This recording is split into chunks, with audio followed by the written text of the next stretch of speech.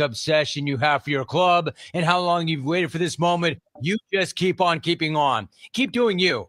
Unless doing you includes mobbing up and dumping a bunch of garbage on and accosting that one Pacer fan that seemingly was minding his own business. Granted, rocking enemy gear in that environment was not the best idea, but it does not give you the right to go all sanitation engineer on this guy's backside. Stop doing that, but keep doing you. Now, I'm not saying the Knicks are the ones to beat. The OKC Thunder are. I'm not even sure the Knicks are the ones to beat versus Indiana, although they are favored. What I am saying is, if they can somehow string together 8 more performances like they did in closing out the Celtics, why not New York? In the meantime, Knick fan, just enjoy the ride. I know you will. I'm Jim Rome. On the battlefield, there's a saying America's military men and women live by. Never leave a fallen warrior behind, ever. Off the battlefield, Wounded Warrior Project operates with the same goal. Wounded Warrior Project was created to help our men and women returning home with the scars of war, whether those scars are physical or mental. Wounded Warrior Project. We never leave a fallen warrior behind, ever. Learn more about what we do at woundedwarriorproject.org. We've got trade wars, rising costs, global chaos, and a skyrocketing national debt. It's no wonder gold keeps hitting record highs. With everything going on in the world, thousands of hardworking Americans are looking to help diversify their savings with precious metals like gold and silver. And they're turning to the top-rated gold company, Goldco. Right now, Goldco is offering you a free 2025 gold and silver kit. Plus, you could get an unlimited instant match and bonus silver if you qualify. Find out how you can diversify your savings, tax and penalty-free today. Call 855-969-GOLD. That's 855-969-GOLD. Performance may vary. You should always consult your financial and tax professional.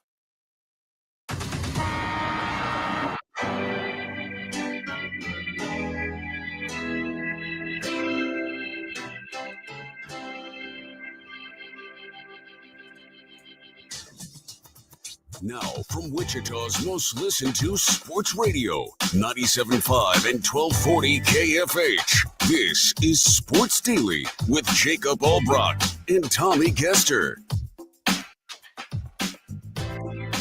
Hey, good morning, everybody. Welcome into Sports Daily. Jacob Albrock, Tommy Kester, glad to be here with you. Max Power producing for us as we get you ready for a shortened week.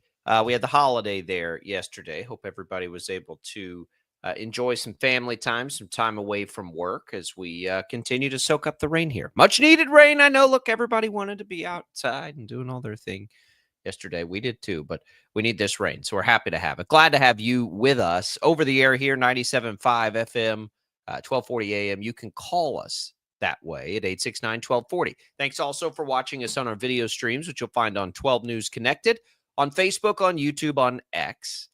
You can leave us messages there that we can put right up here over the screen if you're watching one of those video streams. And you can listen to us, of course, anytime on the Odyssey app. You can podcast us out, whatever you want to do. If you're listening to us that way and you want to chime in, you can leave us voice messages with the little microphone app on there. A lot to get to today. We got to make up some ground here on the long weekend. Tommy, good morning. How are you? I'm good. Good Memorial Day weekend. I know, obviously, the weather was not ideal for most folks in their outdoor plans.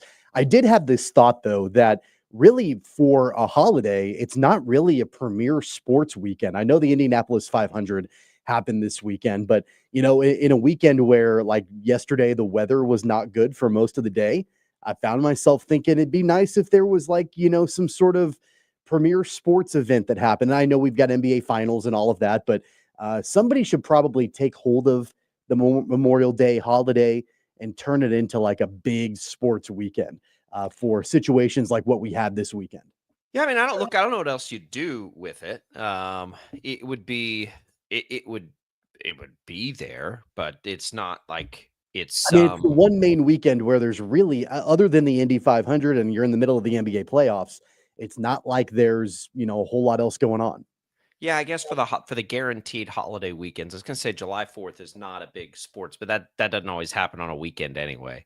I'd have to look. You're right on that. I don't know. I mean, I'm flipping the channels yesterday as the rain's coming down. I'm like, man, it'd be great if we had something going on. But well, you know yeah, because if you turn the Royals on, that one got away quickly. It was one of those situations where they got down early and they stood no chance. Right? You just feel like the game's over. That happened on Sunday when they got down 1-0. It was like, well, they're not going to come. I mean, it's a problem. here with the Royals. We're going to have Jaylon Thompson in. He was traveling Friday, so he missed his regular visit. So we're going to get him in early and late this week. The Royals certainly on the brain, so he'll be in later this hour. We'll also have our Chiefs insider, Felix Johnson, is going to be by in the second hour to talk anything we're missing, really, in the NFL. What's out there? Should we start to now evaluate the Chiefs? We'll do some of that. I know he's doing that in some of his writing work. So we'll have all that for you today. It'll be a good day on the show. We'll give away some HTO today as well. Thanks to Prairie Fire Coffee for getting us revved up here on a now Tuesday morning to start the week. It is a little, the rain outside. We're going on about 4 days, no sunshine here. Like that, it makes you a little sleepy. I get it. I hear you. So appreciate you, Prairie Fire, for keeping us fueled up.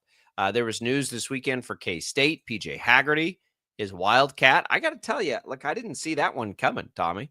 I missed the headline, but I didn't know they were still in the market for a player of his stature, because we know he was wanting to be highly compensated through the NIL space. And I assume he was, but Haggerty is now a cat. So we'll dig into that a little bit. I thought that was interesting. And I wonder what KU fans think about all these moves K-State's making right now. The first thing I thought about was the NIL bank for Kansas State must be fairly full. Back to where it was, yeah. Because I can only imagine the amount of money that PJ Haggerty was garnering on the open market. And then, of course, they've already signed the overseas kid that I know they wrote a pretty decent NIL check to get him as well. So now you've got two players that are probably around the Coleman Hawkins range. And, they paid Coleman Hawkins quite a bit of money. And now you've got two guys that are probably getting that kind of money, maybe more. And so it makes me think that the funding is clearly there for Kansas State to try to rebuild their team. Yeah, it is. It stayed there because it was there last year. They didn't get the right guys, but the funding was certainly there. We have the NBA Finals. Oklahoma City takes a commanding lead there. We might get into that a little bit today. Kind of a boring ending to a game. And I tell you, I watched that game last night. It was just like foul, right? No attempts. I was like, man, you know what this league could use? The Elam ending. I've been such an advocate. I believe it to the deepest parts of my soul. Like, you've got that high profile game last night, and it's just everybody's trying to foul as hard as they can to get to the line to avoid a throw. I'm like, this is not the way this should be done. Like, never going to happen. I don't disagree. Oh, it'll never happen. No, you're right. It'll never happen, but it should. Think about that game last night, and they're racing to a number. Be incredible. And you wouldn't have that situation. The Big 12 is maybe a little spicy about the talkings and the rumblings, Big 12 and the ACC, about how a new playoff format could look at 16 teams. We're having things leaked out of those meetings, so we can dig into that as well. That should be pretty interesting. And we'll tell you what's going on there with the Big 10 and the SEC kind of flexing, as we all knew they would. But is it realistic for the Big 12 and the ACC to push back on that? We'll dig in. We'll tell you what we're talking about. It has to do with college football playoff. That's also going on there. But, look, we're going to spend some time with the Royals today, Tommy, and they're struggling right now. Losers of 4 of their last 5 series.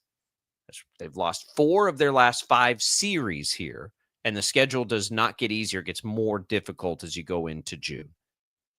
You've got all kinds of things happening right now with that franchise. You've got Jack Caglione, who's hit, and I didn't see what he did yesterday, but he had hit 5 home runs in 4 games going into yesterday.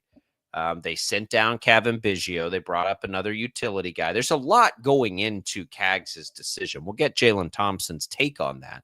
He was right, by the way. I texted him immediately. I was like, did they send down Biggio to call up Cags? He said, no, probably not yet. They're going to call up, a different player, and Cags probably been a little bit. So he's been on that, but we'll get the take. Because at some point, Tommy, the team's not going to be able to justify this anymore. Like, this is all very likely service time driven and all of these things, but it's like, you need some help up at the, up at the big league level. And this dude could not be any more on fire down there.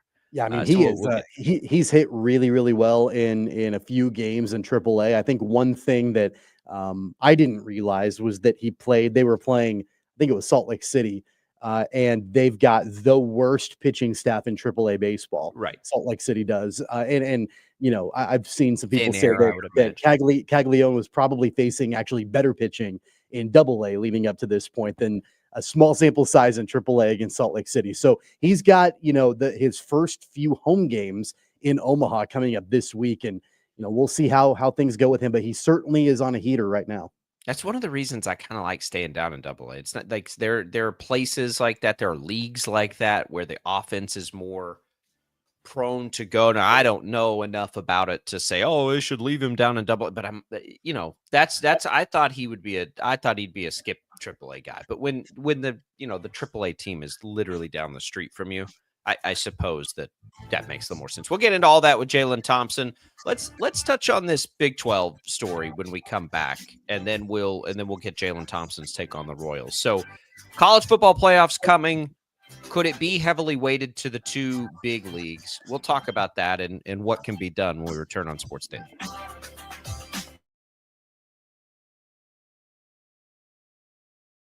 Lightning, hail, tornadoes, flooding. It's the worst of severe weather, and it's coming. Spring brings warmer temperatures, but also dangerous weather conditions. Stay up to date day or night with the Storm Team 12 weather app. You'll get accurate forecasts, so you can plan ahead and stay safe, no matter the weather. Download the Storm Team 12 weather app, brought to you by Stutzman's Greenhouse. The future of television has arrived. Next Gen TV is here with stunning video, movie theater quality sound, enhanced voice clarity, and interactive features, all upgradable for the future. Learn more at watchnextgentv.com. Sometimes people tell us, I don't get it, it's just tea. But let me tell you, we are so much more than just tea. With 20 plus flavors of sweet and unsweet iced tea, the possibilities are endless. Come on in and try them all for free to find your favorite, or get us on the go for your busy lifestyle. And don't miss happy hour every day. So the next time someone tells you it's just tea, tell them to come by and find out why we say, drink tea, be happy. They're not just the canvas of our imagination. They tell a story. Clouds affect the events of your day. Sometimes they growl, sometimes they inspire, but they're always the messengers of nature's mood, written in the sky. Storm Team 12 understands the language of clouds. We're dedicated to decoding their message, so you know what to expect. Behind every cloud, there is a story waiting to be told. Trust Ross Jansen and Storm Team 12, alerting you first to the impact on your life. Jim Rome here, lighting up your afternoons on The Jim Rome Show. Catch me starting at 2 on Wichita's #1 sports radio, Kansas Fan Headquarters, 97.5 and 1240 KFH.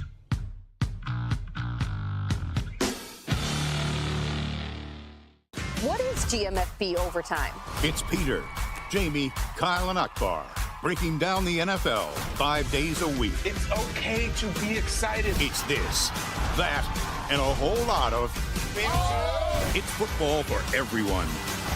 Weekdays at 10 a.m. on KSCW. Odyssey is one of the most influential audio and entertainment brands in the nation. You already know Odyssey's iconic local radio brands in Wichita. But did you know Odyssey has the country's best collection of music, news, and sports brands? Odyssey is also a premium podcast creator, major event producer, and digital innovator. Odyssey brings people together across the country and right here in Wichita. Odyssey also delivers meaningful radio and digital audio results. Find out our story and impact at odysseyinc.com/Wichita. Make yourself known now. 83-1001 in traffic pursuit. Oh my God, here. Investigate TV Plus begins with real people. We investigate stories that impact you and inspire change every day. Something is broken. Real problems. Why are they hiding it? And real solutions. My daughter was dying in front of me. What was your reaction when he said that? Investigate TV Plus, weekdays at 3:30 p.m. on KWCH. Sometimes people tell us, I don't get it, it's just tea. But let me tell you, we are so much more than just tea. With 20 plus flavors of sweet and unsweet iced tea, the possibilities are endless. Come on in and try them all for free to find your favorite or get us on the go for your busy lifestyle. And don't miss happy hour every day. So the next time someone tells you it's just tea, tell them to come by and find out why we say drink tea, be happy. Mornings are busy. We're here to make your mornings better. We report the stories that affect you. 3 more hospital lies from contaminated apple juice just a day after the FDA issued a recall. We're here to make your mornings better. Closing east and westbound lanes of K96 for repairs. With 12 News, you're prepared for your whole day. Scattered thunderstorms across the state into the afternoon. Stay a step ahead with 12 News this morning on KWCH and KSCW.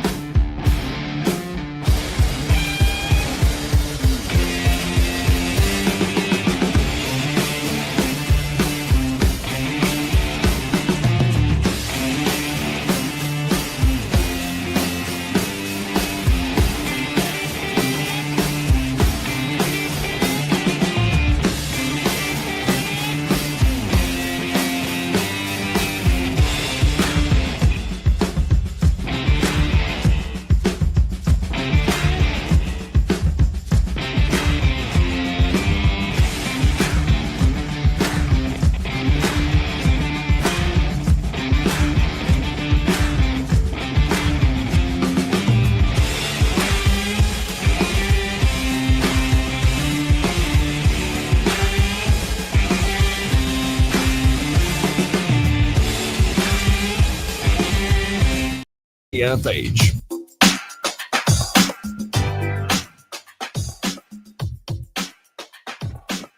All right, welcome back in, everybody. It is Sports Daily. Jacob Albrock, Tommy Castor here with you on a Tuesday, getting you ready for your week. We'll see if I can make it through this entire show without calling it a Monday. It does feel like a Monday, but of course we had a holiday weekend there.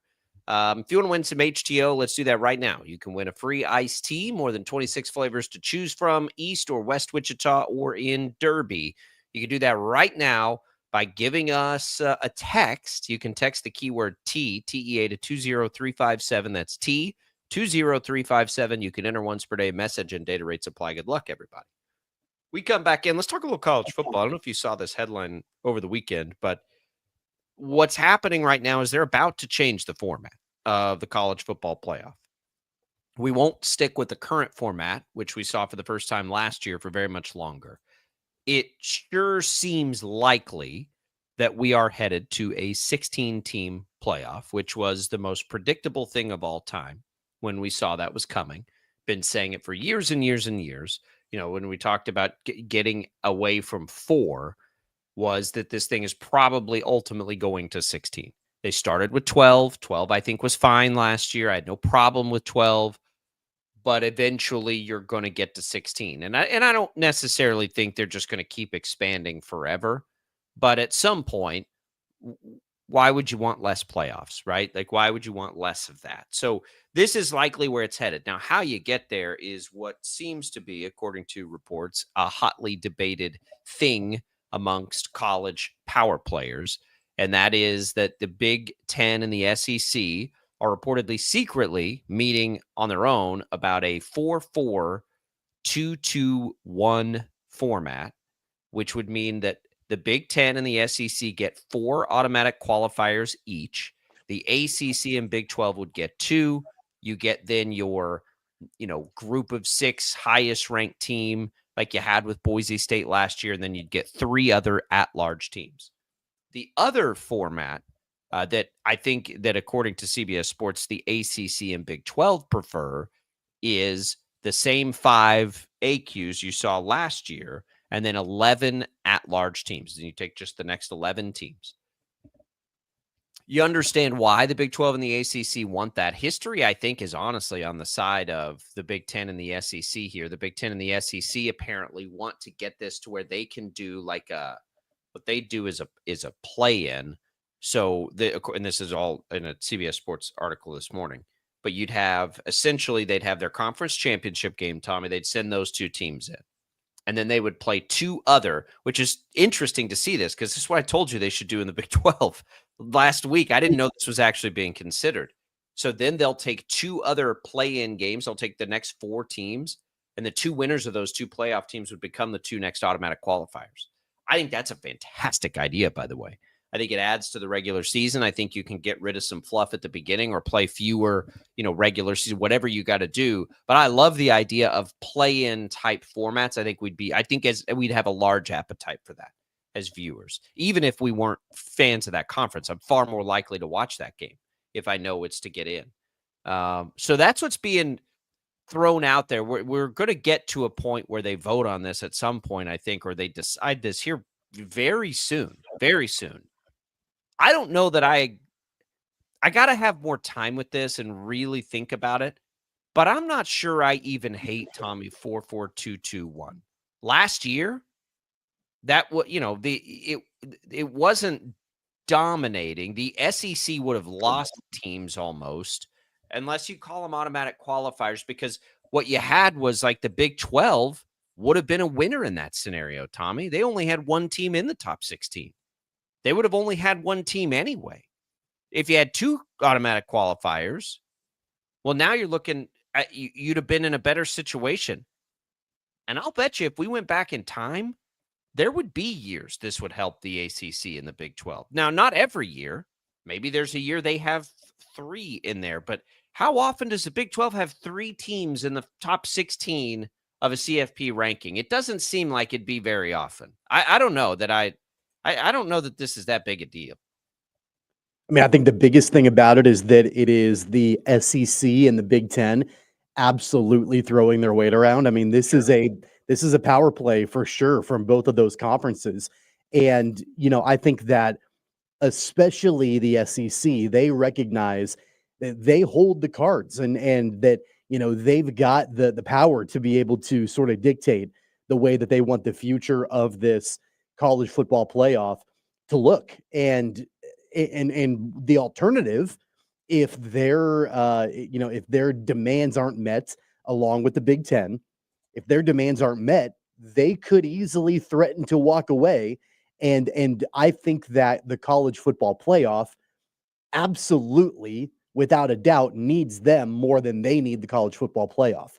And so, you could easily, and this is not the right thing to do, so I'm not advocating for this, but the SEC and the Big Ten could absolutely say, look, if our demands aren't met and if we don't get exactly the way, this to be laid out the way that we want it to, we'll just go do our own championship. Yeah.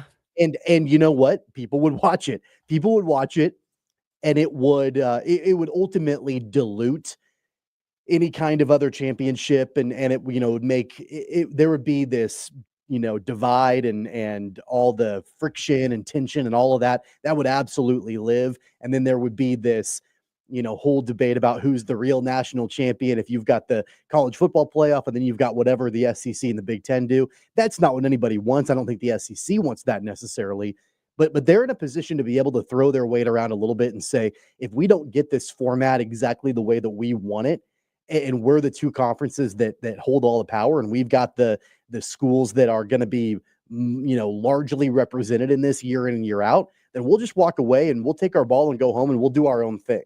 And so that's what I think the CFP and the ACC and the Big 12 have to recognize, and they have to understand that, yeah, they may not want this to be the format long-term, and I totally get it, and I understand why, but unfortunately, you may have to just grin and bear it and understand that this is the way, to keep college football intact long-term, is to have the format the way the SEC and the Big Ten would like it to be. Yeah, I think there was a threat of that at one time. I don't think they even want that now. I think that I don't think they want it, but I certainly think they'll use it as a bargaining chip if they have to. Yeah. But I don't even think they have to. Like they all know, I think now more than ever, like they all need each other to drive up the overall interest, because they're all trying to make as much money as they can. Right. At the end of the day, with a revenue share and all the money that's been paid, and this is why they want to do this, right? So they can create these other high revenue games. But at the end of the day, you may be right, but did you hear Greg Sankey talk over the weekend? I mean, some of the words that he was using, and I mean, he was very much like kind of defiant and like, I'm not going to let anybody lecture me and lecture our conference on what's good for our conference and what is not good for our conference. And, and taking shots at these other conferences. Like it's not, I don't think it's all like warm and fuzzy right now. And I'm not sure, it's not. I'm not sure No. that it will be moving forward. And I think that, again, Greg Sankey has become kind of the face of this with the SEC. And I think he's embracing kind of being the top dog in all of this and being like, look, like you guys can complain, you guys can, be upset about all of this. But at the end of the day, we're going to do what's best for the two top conferences in the country. And that's just the way it's going to be. Yeah, his quote is, we didn't need 12. If we stayed at 4, we would have had half of the 4 last year. I don't need lectures from the others about the good of the game. I don't lecture others about the good of the game and coordinate press releases about the good of the game. Yeah, it's not warm and fuzzy. No, it's not. And they're going to try to play their hand here, but I think we're far beyond them overplaying their hand so much that they break off. I don't know how this ultimately gets negotiated or bargained out, but if everybody needs more money, and they do right now, they know that the path to more money is the path that they're on now, not some alternative path where they don't have enough viewers to justify the TV deals they're trying to get signed. So, yeah, it's going to be rocky to get there because they clearly don't agree on this. Do you think that, let's just say, hypothetically speaking, that the SEC and the Big Ten, let's say they break off. I don't think it's going to happen, but let's say they break off and they're like, you know what? We're not even going to do this anymore. We're just going to take our ball and go home and do our own thing.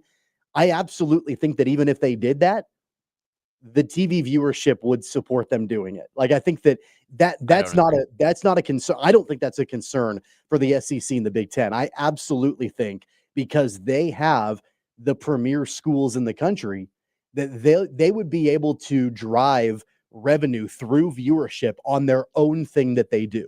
Now, it's not going to be as much as the collective whole if you've got the CFP with everybody, but I do think, I absolutely believe that networks like ESPN and Fox would follow the SEC and the Big Ten to televise whatever separate kind of tournament or championship game that they want to do. The networks would follow that and the revenue would be there. And the SEC and the Big Ten know that. Is it the right thing to do overall? Absolutely not.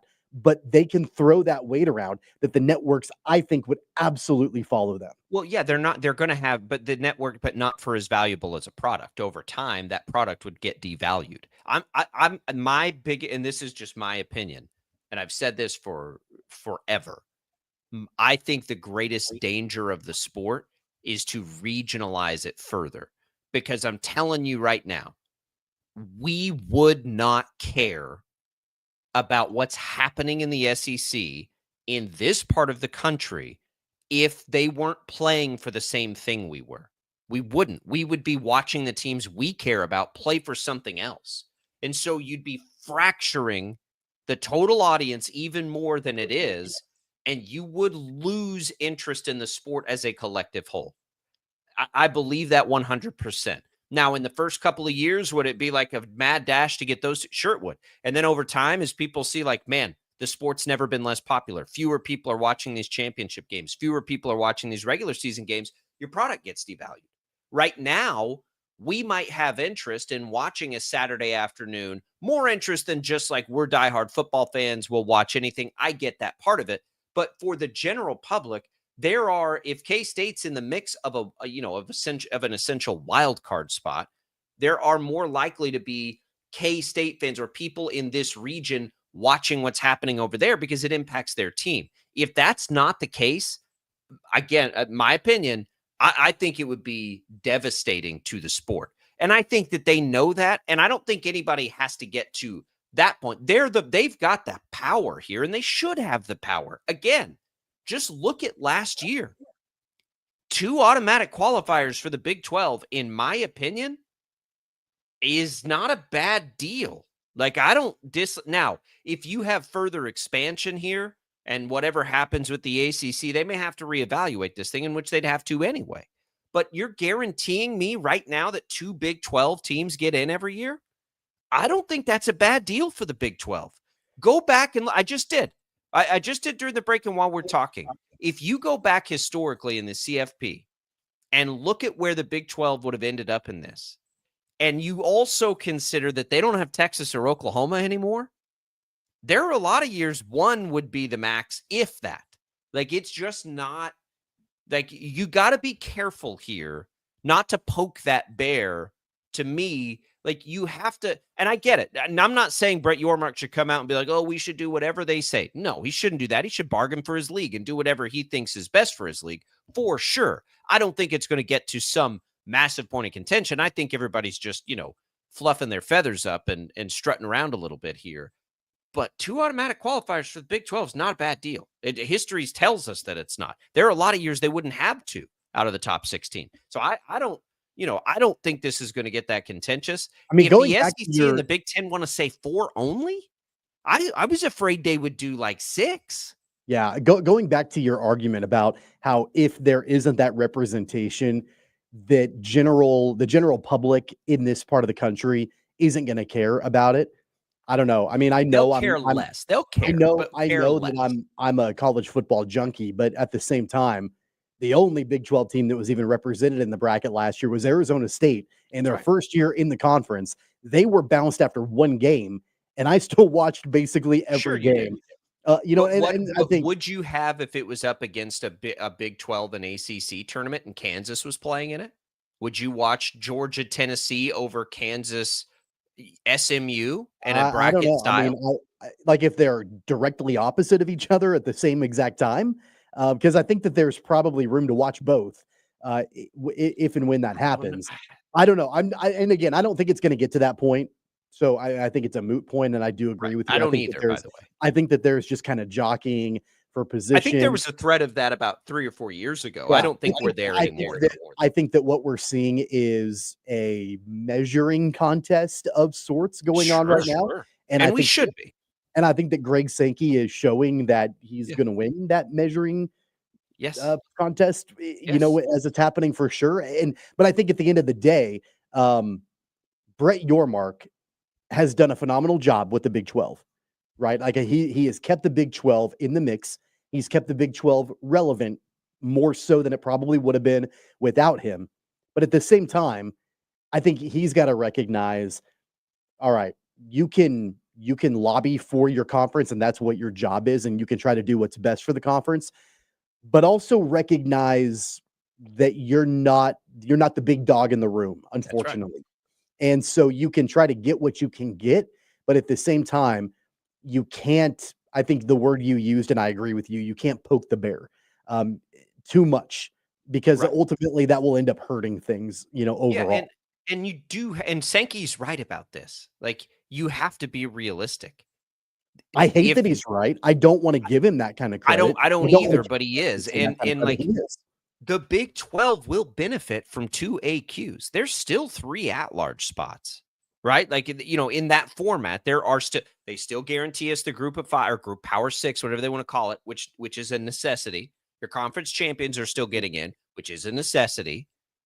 You get another team in. Again, last year, the Big 12 still would have only had 1 of 16. Now you're getting 2 guaranteed every year. And there are 3 automatic qualifiers. So if you have that year, which historically is very unlikely for the Big 12, if you had that year, you could still get more, but you get 2 guaranteed. I think that's a good deal. And, look, if I'm Brett Yormark and if I'm the ACC commissioner, if ultimately this is the direction that they go, I think that you settle for that and you say, okay, like you can grumble about it just to save face. I'm sure in their minds, they're like, we want to get the exact same number of automatic qualifiers as the other 2 conferences. Never going to happen. But what I would do, what I would negotiate and what I would try to bargain for if I'm the Big 12 and the ACC is, we will agree to this. We will sign to it, but we're not changing it. Like we need to lock this in for the next however many years, the next 10 years or whatever that is, because I could see the concern being, it starts at 4 apiece for the SEC and the Big 10. And then a year later, 2 years later, okay, we're going to need 6 apiece. Then we're going to need 8 apiece. And then ultimately everybody else gets pushed out of the door. And I think you fight for that. You do, and you fight two. Say, I want 3, or I want 2, and a guaranteed AQ comes from the Big 12 or ACC. One of the two. You know, they can massage that out. But the bottom line is, the Big 10 and the SEC are probably getting 4. So what else can you do if you're you still try? It's a negotiation, and yeah, they get to do it public facing. We can take comments on that if you want to chime in. When we return, we're going to take a quick break. We'll talk Royals. It's been a struggle here lately. We'll have Jaylon Thompson in to help us with the very latest from Kansas City. That's next on Sports Daily.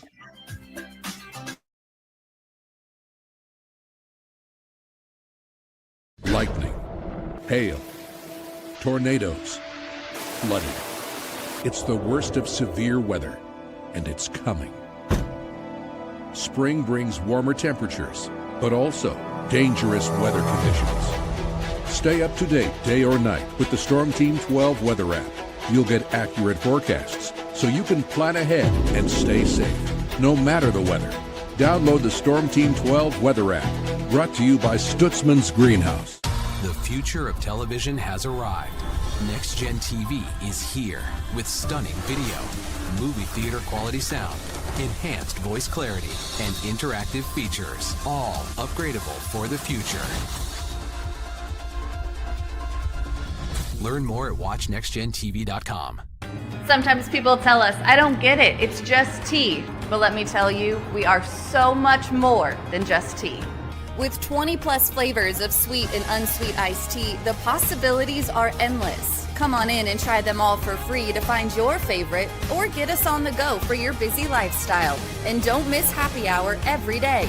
So the next time someone tells you it's just tea, tell them to come by and find out why we say, drink tea, be happy. They're not just the canvas of our imagination. They tell a story. Clouds affect the events of your day. Sometimes they growl, sometimes they inspire, but they're always the messengers of nature's mood, written in the sky. Storm Team 12 understands the language of clouds. We're dedicated to decoding their message, so you know what to expect. Behind every cloud, there is a story waiting to be told. Trust Ross Jansen and Storm Team 12, alerting you first to the impact on your life. Jim Rome here, lighting up your afternoons on The Jim Rome Show. Catch me starting at 2 on Wichita's #1 sports radio, Kansas Fan Headquarters, 97.5 and 1240 KFH.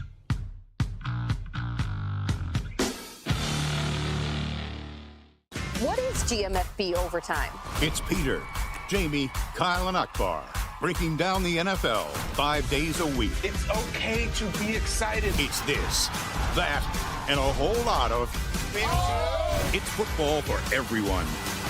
Weekdays at 10 a.m. on KSCW. Odyssey is one of the most influential audio and entertainment brands in the nation. You already know Odyssey's iconic local radio brands in Wichita. But did you know Odyssey has the country's best collection of music, news, and sports brands? Odyssey is also a premium podcast creator, major event producer, and digital innovator. Odyssey brings people together across the country and right here in Wichita. Odyssey also delivers meaningful radio and digital audio results. Find out our story and impact at odysseyinc.com/Wichita. Make yourself known now. 83101 in traffic pursuit. Oh my God, here. Investigate TV Plus begins with real people. We investigate stories that impact you and inspire change every day. Something is broken. Real problems. Why are they hiding it? And real solutions. My daughter was dying in front of me. What was your reaction when he said that? Investigate TV Plus, weekdays at 3:30 p.m. on KWCH. Sometimes people tell us, I don't get it, it's just tea. But let me tell you, we are so much more than just tea. With 20 plus flavors of sweet and unsweet iced tea, the possibilities are endless. Come on in and try them all for free to find your favorite, or get us on the go for your busy lifestyle. And don't miss happy hour every day. So the next time someone tells you it's just tea, tell them to come by and find out why we say, drink tea, be happy. Mornings are busy. We're here to make your mornings better. We report the stories that affect you. 3 more hospital lies from contaminated apple juice just a day after the FDA issued a recall. We're here to make your mornings better. Closing east and westbound lanes of K96 for repairs. With 12 News, you're prepared for your whole day. Scattered thunderstorms across the state into the afternoon. Stay a step ahead with 12 News this morning on KWCH and KSCW.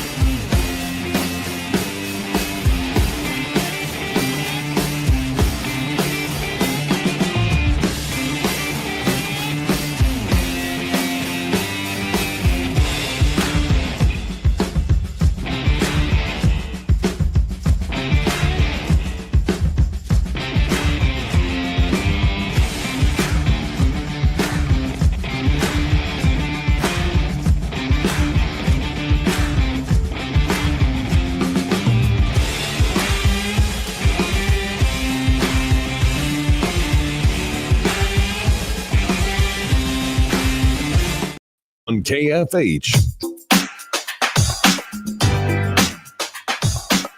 And now, digging deeper with the teams you follow, it's another Sports Daily Insider interview on KFH. All right, and welcome back into Sports Daily. Jacob Albrock, Tommy Castor. We are joined by our Royals insider, Jaylon Thompson, beat reporter for the KC Star. You can find his work at, of course, the KC Star and at Jaylon Thompson on X. All right, Jaylon, Royals have lost 4 out of the last 5 series and started the Red Series off with a loss, in danger of losing now 5 of the last 6 series. I love to ask you, like, where it's going to be a tight race in the American League. How concerned should we be here as the Royals continue to struggle as much as they have offensively? I don't think that there should be a major concern, because you're seeing that the Royals are going to do whatever they can to get some offense and infuse some energy into that. Not everything they can. Yeah. With anything they can, except call up their top prospect who he's coming. He's coming. You got to give. Well, I know he's coming, but I don't think it's fair. I get why they're waiting. I understand that they're waiting. They're making sure that they get his service time, but we can't say they're doing everything they can. If they were doing everything they can, they would call up Caglione. Well, here's the thing. Let's play a hypothetical. So let's say they bring up Jack Caglione. Let's say he's up today. Let's say they bring him up and you put him in that lineup. Do you really want to count him to be the savior right now?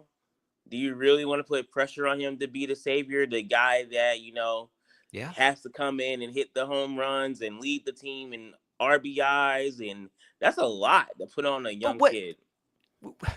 But why wouldn't you want him to come up and help? It's what he does. I'm not saying he has to go hit 4-hole. Like, put him in the lineup somewhere. See if he acclimates the way he's acclimated this year to the other levels, then he's going to help you.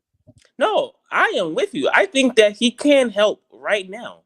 But you have to think about it, too, from the perspective of last year, Jackson Holliday was the same way with the Orioles. He came up and he wasn't hitting as well. They had to send him back down. The Royals don't want to do that. They want to bring up Jack Caglione, and he's ready to go from day one.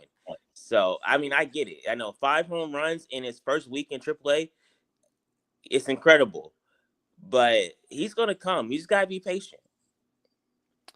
I do think that in this argument, I understand the reasons for having Caglione, and I think that he could absolutely go and help. But he's not the savior where he's going to just absolutely transform the entire offensive output for this team. There are multiple issues up and down this lineup, and it continues. I mean, not only did they DFA Hunter Renfroe, and at least they've moved that problem out the door, which is good, but Michael Massey's not hitting.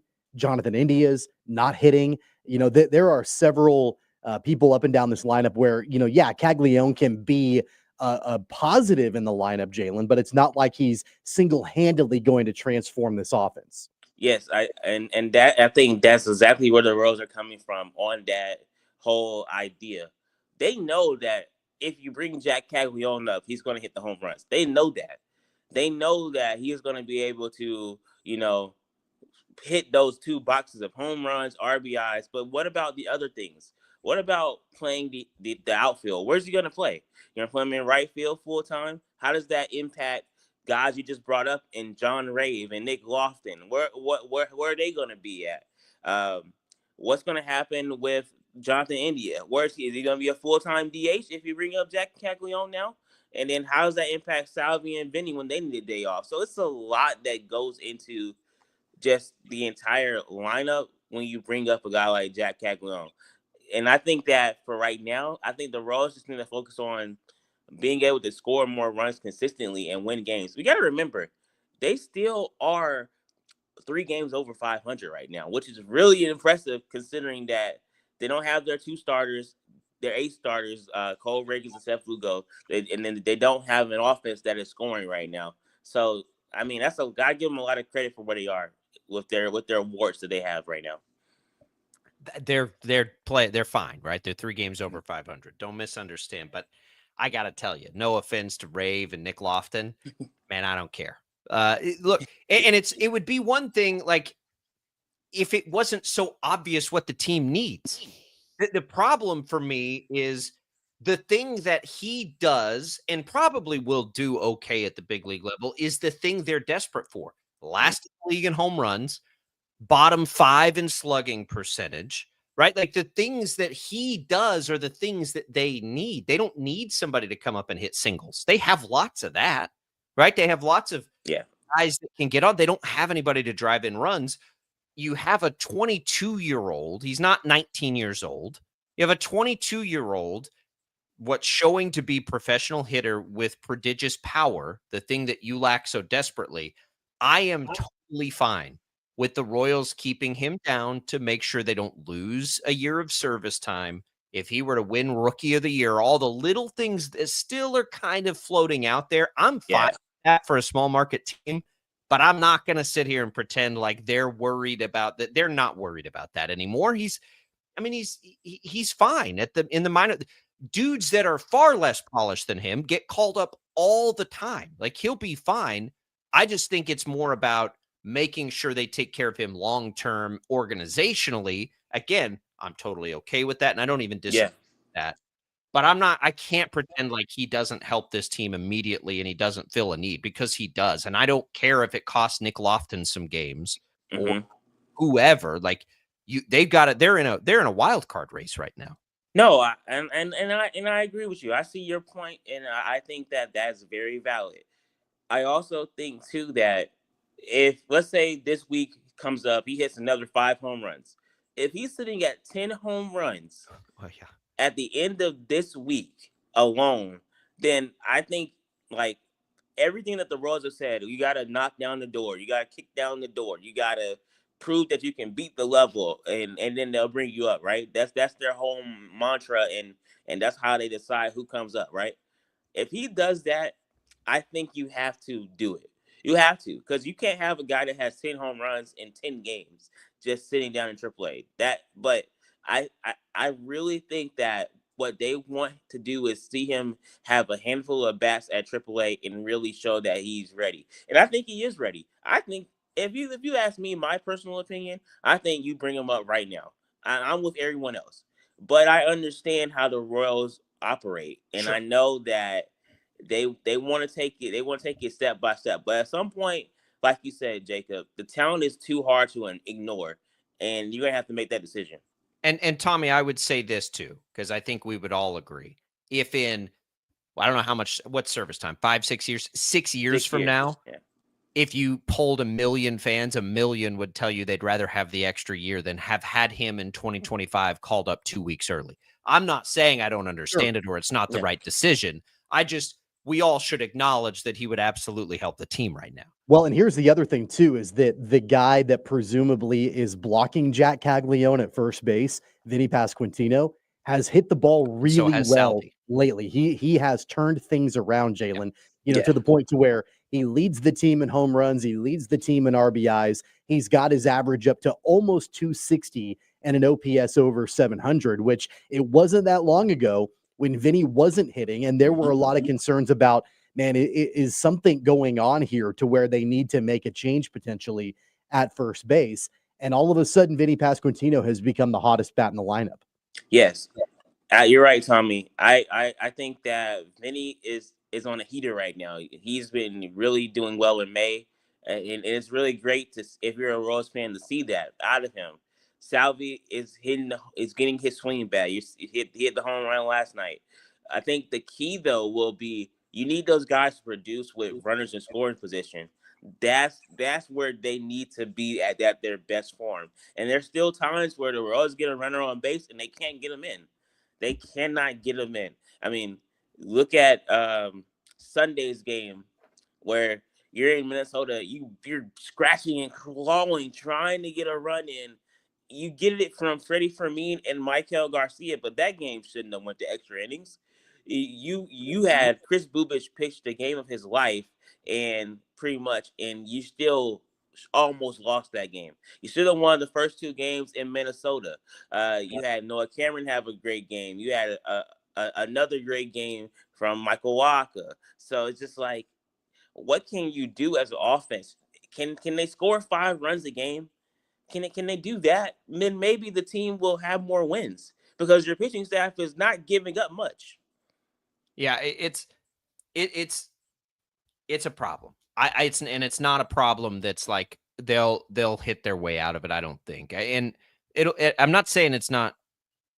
They'll be. I still think they're going to be in a good position to make a wild card because they're such a good pitching team. But I don't know what else they can do other than let Vinny and Salvi hit. If they call up Cags, Salvi's just going to have to catch. And I'm at this point like whatever. I'm fine with it. But they got to score more runs. They scored 4 yesterday. But here's the other problem. It's almost like there's a psychology thing, Jaylon. Mm-hmm. They got down 1-0, and I was joking with Tommy over the weekend. Like that's insurmountable for this team. Like you can't, like, the problem is psychologically yesterday they get down 4-0 early, and you literally feel like they have absolutely no chance to win this game. It was the first inning because they just don't score runs consistently. How do you even break through that? That to me is the more pressing challenge. Like, how do you break through this? It has to be the weight of the world on them when they get in that situation when they're down. Mm-hmm. Yeah, like yesterday's game. You get down early and you're like, they're not coming back. That's kind of how you felt. I mean, they're not coming. One swing from Salvador Perez, you got 2 runs on the board. The Reds gave you another run with the ball, and then you score 1 more. So really, you only manufactured 3 runs of your own against the Reds yesterday in that loss. But I always think back to the game against the Giants on last Wednesday, where they came out and they scored early and often. So they can do it. It's just they're polarizing. Sometimes they're good, sometimes they're not. And you can't be that way if you want to win a division. You have to be consistent. And I think that's the one thing that is, they know it. The Royals front office knows it. That's why they're trying John Ray. That's why they're trying Nick Lofton. That's why you probably are going to see Jack Caglione be up here if he keeps hitting like he's hitting, probably by the end of next month. And that's why they're probably going to go out and get another bat in trade deadline or whatever they're going to do. They're going to fix this thing because that's what they've done the last 2 years. They needed starting pitching in 2023. They got Cole Reagans. They needed bullpen in 2024. You get Hunter Harvey and Lucas Erceg. They are going to fix it. The key is, how long do you wait to fix it? Well, tonight you've got the return of Brady Singer on the bump, of course, this time for the Reds, and Daniel Lynch throwing for the Royals. And, the last time that Lynch started, it was a bullpen game. So we'll see how things, pan out. It's going to be an interesting series, Jaylon. Yeah, it's going to be really fun to see Brady Singer tonight be on the bump against his old team. He joked. It's different trying to scout against Bobby Witt Jr. than, be a teammate and play alongside him. I think that the key for the Royals is going to be, what Brady's going to want to do. Can you execute against him? That's the key. All right, Jaylon, we're right up against it. We appreciate it. We're going to talk again Friday and get the latest. Jaylon Thompson, KC Star. We're coming back another hour of Sports Daily next. Thanks, Tommy and Jay. Lightning, hail, tornadoes, flooding. It's the worst of severe weather, and it's coming. Spring brings warmer temperatures, but also dangerous weather conditions. Stay up to date day or night with the Storm Team 12 weather app. You'll get accurate forecasts so you can plan ahead and stay safe, no matter the weather. Download the Storm Team 12 weather app, brought to you by Stutzman's Greenhouse. The future of television has arrived. Next Gen TV is here with stunning video, movie theater quality sound, enhanced voice clarity, and interactive features, all upgradable for the future. Learn more at watchnextgentv.com. Sometimes people tell us, I don't get it, it's just tea. But let me tell you, we are so much more than just tea. With 20 plus flavors of sweet and unsweet iced tea, the possibilities are endless. Come on in and try them all for free to find your favorite, or get us on the go for your busy lifestyle. And don't miss happy hour every day. So the next time someone tells you it's just tea, tell them to come by and find out why we say, drink tea, be happy. They're not just the canvas of our imagination. They tell a story. Clouds affect the events of your day. Sometimes they growl, sometimes they inspire, but they're always the messengers of nature's mood, written in the sky. Storm Team 12 understands the language of clouds. We're dedicated to decoding their message so you know what to expect. Behind every cloud, there is a story waiting to be told. Trust Ross Jansen and Storm Team 12, alerting you first to the impact on your life. Jim Rome here, lighting up your afternoons on The Jim Rome Show. Catch me starting at 2 on Wichita's #1 sports radio, Kansas Fan Headquarters, 97.5 and 1240 KFH.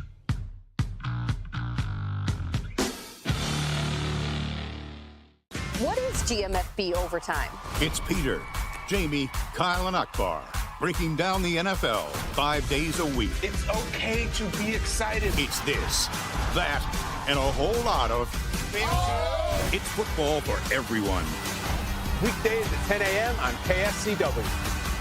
Odyssey is one of the most influential audio and entertainment brands in the nation. You already know Odyssey's iconic local radio brands in Wichita. But did you know Odyssey has the country's best collection of music, news, and sports brands? Odyssey is also a premium podcast creator, major event producer, and digital innovator. Odyssey brings people together across the country and right here in Wichita. Odyssey also delivers meaningful radio and digital audio results. Find out our story and impact at odysseyinc.com/Wichita.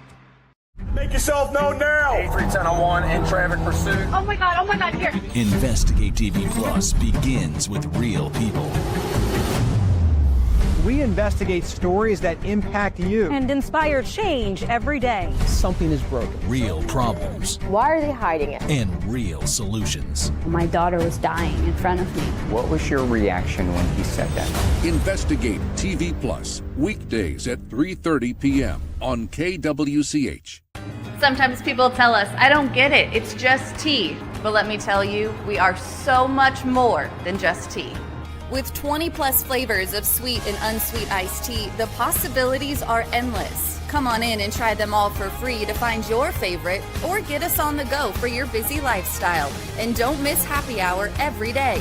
So the next time someone tells you it's just tea, tell them to come by and find out why we say, drink tea, be happy. Mornings are busy. We're here to make your mornings better. We report the stories that affect you. 3 more hospital lies from contaminated apple juice just a day after the FDA issue a recall. We're here to make your mornings better. Closing east and westbound lanes of K96 for repairs. With 12 News, you're prepared for your whole day. Scattered thunderstorms across the state into the afternoon. Stay a step ahead with 12 News this morning on KWCH and KSCW.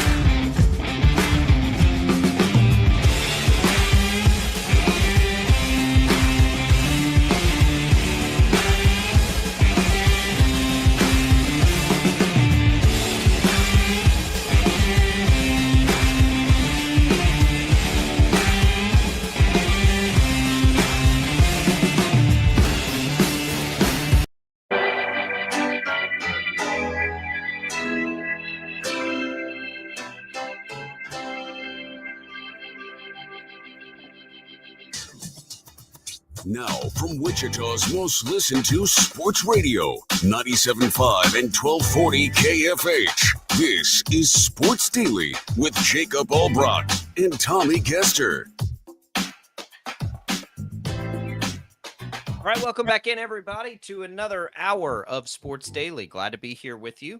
It's Albrock and Caster, Max Power producing, watching the NHL furiously for us as we are keeping an eye on the NBA and Oklahoma City taking on Minnesota last night, getting a win.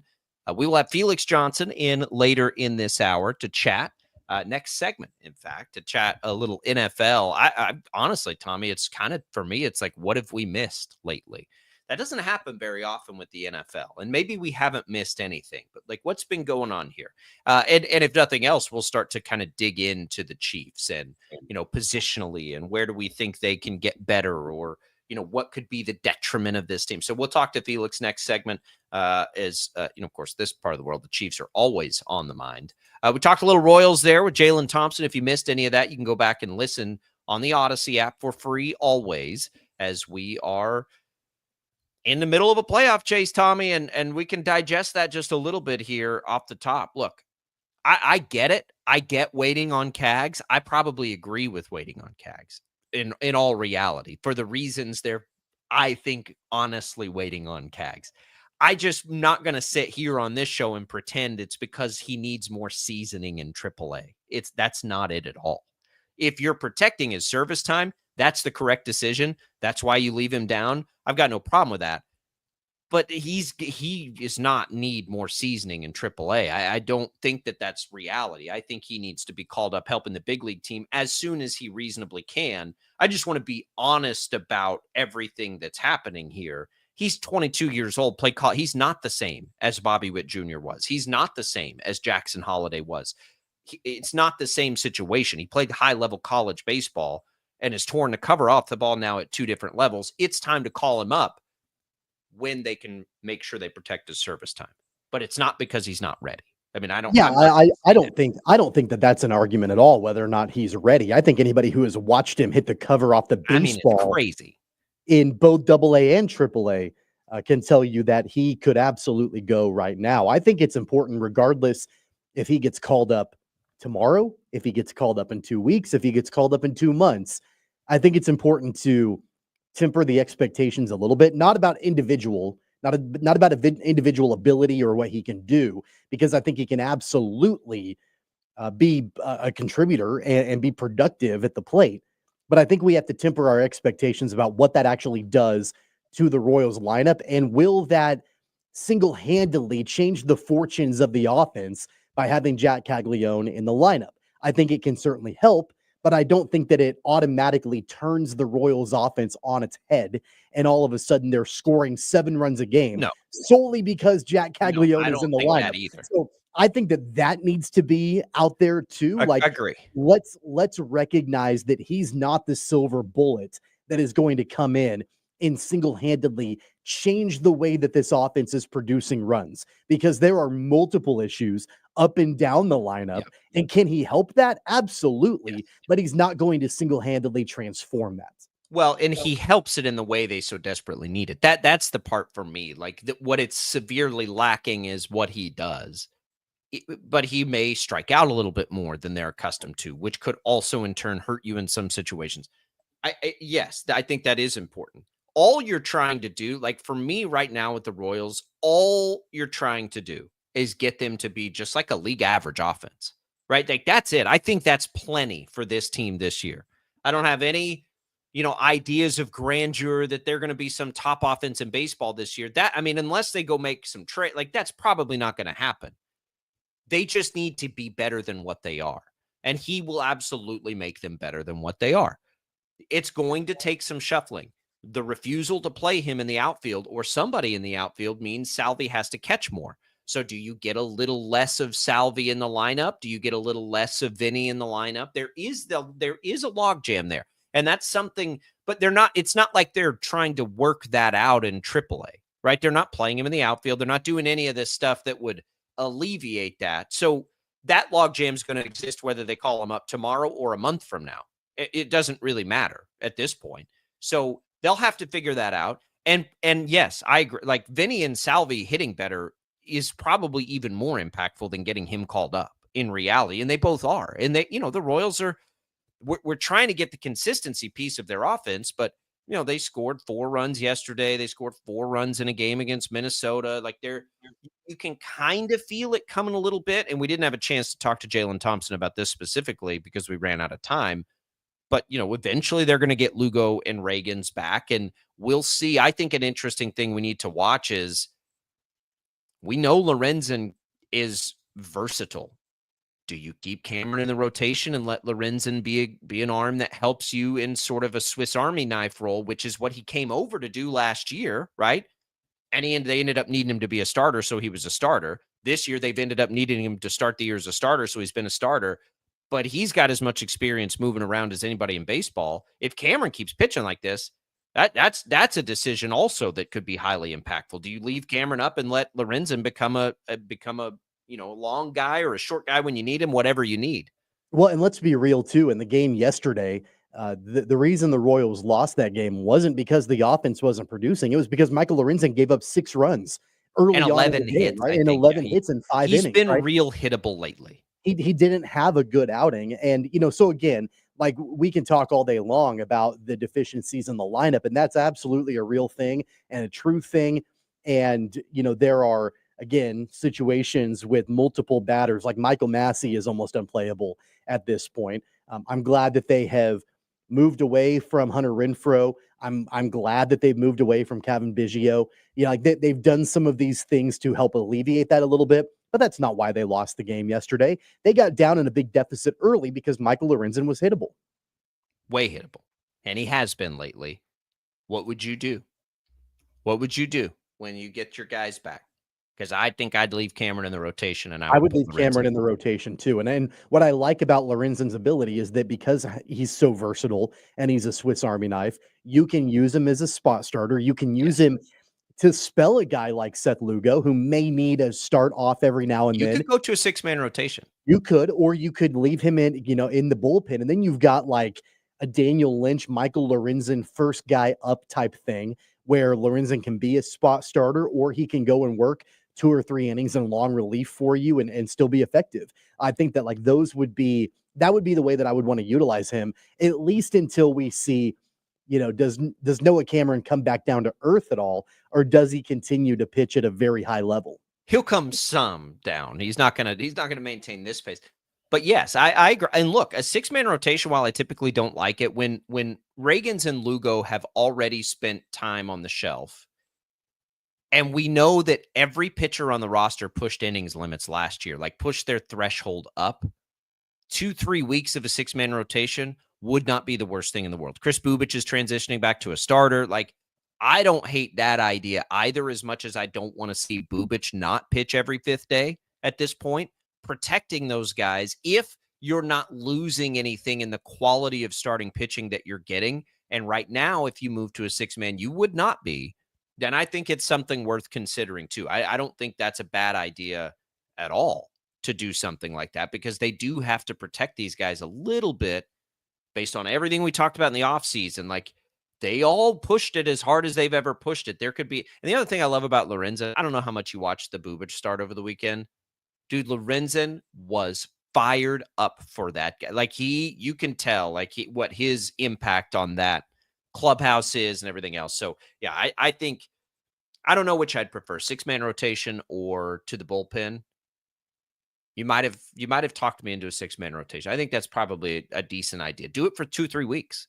Stretch it out as much as you can so that you can push those other guys harder down the home stretch. Here's the other problem. Ursig struggled a little bit lately. Like, Lorenzen might be able to help you, if he had to, in high leverage. Would you rather have Angel Zerpa or Michael Lorenzen up in a high leverage spot? I don't think anybody would have predicted that at the end of May that the 2 top pitchers in your Royals rotation are Chris Bubich and Noah Cameron. But they are. And obviously you've got Reagans and Lugo. Right. Bubich is the best pitcher on this team. Bubich is an all-star. Like, he's pitching like an all-star. He's pitching like a Cy Young type guy. Like, he is out freaking standing right now. Unreal. We all hoped it would go well, and we've seen flashes from him. This is crazy. And there's nothing.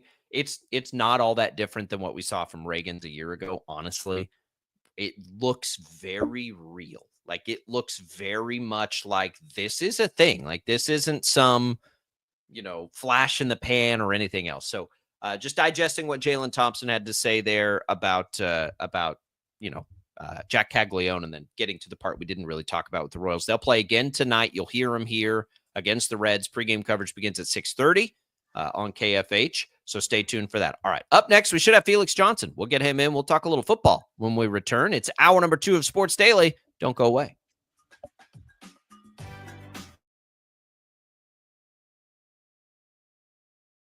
Lightning, hail, tornadoes, flooding.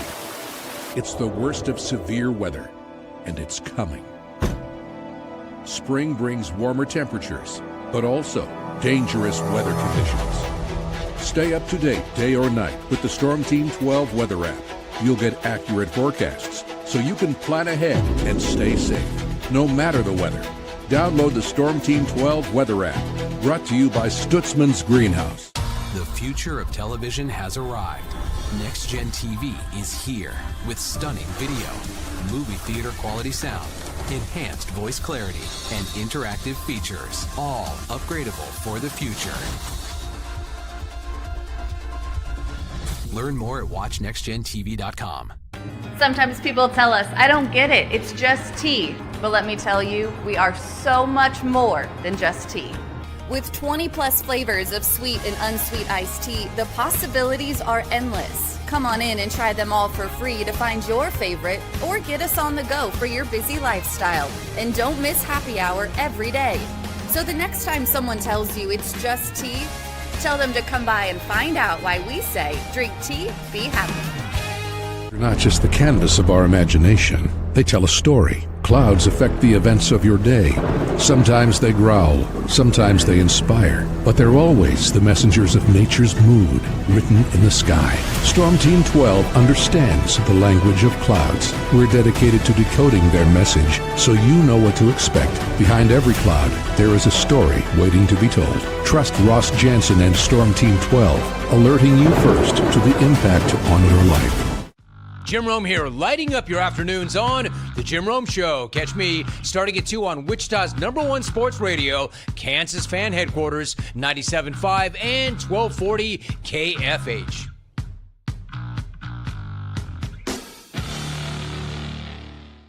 What is GMFB Overtime? It's Peter, Jamie, Kyle, and Akbar breaking down the NFL 5 days a week. It's okay to be excited. It's this, that, and a whole lot of fantasy. It's football for everyone. Weekdays at 10 a.m. on KSCW. Odyssey is one of the most influential audio and entertainment brands in the nation. You already know Odyssey's iconic local radio brands in Wichita. But did you know Odyssey has the country's best collection of music, news, and sports brands? Odyssey is also a premium podcast creator, major event producer, and digital innovator. Odyssey brings people together across the country and right here in Wichita. Odyssey also delivers meaningful radio and digital audio results. Find out our story and impact at odysseyinc.com/Wichita. Make yourself known now. 83101 in traffic pursuit. Oh my God, here. Investigate TV Plus begins with real people. We investigate stories that impact you. And inspire change every day. Something is broken. Real problems. Why are they hiding it? And real solutions. My daughter was dying in front of me. What was your reaction when he said that? Investigate TV Plus, weekdays at 3:30 p.m. on KWCH. Sometimes people tell us, I don't get it, it's just tea. But let me tell you, we are so much more than just tea. With 20 plus flavors of sweet and unsweet iced tea, the possibilities are endless. Come on in and try them all for free to find your favorite, or get us on the go for your busy lifestyle. And don't miss happy hour every day. So the next time someone tells you it's just tea, tell them to come by and find out why we say, drink tea, be happy. Mornings are busy. We're here to make your mornings better. We report the stories that affect you. 3 more hospital lies from contaminated apple juice just a day after the FDA issued a recall. We're here to make your mornings better. Closing east and westbound lanes of K96 for repairs. With 12 News, you're prepared for your whole day. Scattered thunderstorms across the state into the afternoon. Stay a step ahead with 12 News this morning on KWCH and KSCW.